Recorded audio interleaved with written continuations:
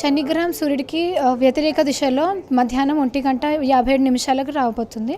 శనిగ్రహాన్ని మనము టెలిస్కోప్ వంటి పరికరాల అవసరం లేకుండానే మామూలు కంటితో చూడవచ్చు. మనం దీన్ని చూసేటప్పుడు ఆకాశంలో చంద్రుడి కింద ఒక బ్రైట్ నాన్ ట్వింక్లింగ్ స్టార్లా కనిపిస్తుంది. శనిగ్రహము సాటర్న్ అపోజిషన్ రోజు శనిగ్రహం మన భూమికి అతి దగ్గరగా, పెద్దగా, ఇంకా ప్రకాశవంతంగా కనిపిస్తుంది.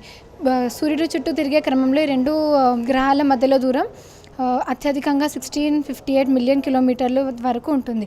అదే శనిగ్రహం సూర్యుడికి వ్యతిరేక దిశలో వచ్చినప్పుడు శనిగ్రహానికి భూమికి ఉన్న దూరం తగ్గుతుంది. అంటే వీటి దూరం 1319 మిలియన్ కిలోమీటర్ల వరకు తగ్గుతుంది.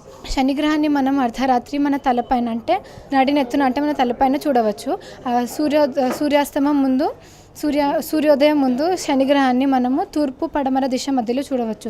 28 ఏప్రిల్ నాడున మనం శనిగ్రహాన్ని సూర్యాస్తమం తర్వాత అరగంటకి తూర్పు ఆగ్నేయ దిశ అంటే సౌత్ ఈస్ట్ డైరెక్షన్లో చూడవచ్చు. ఈవినింగ్ 6 సూర్యాస్తమం తర్వాత.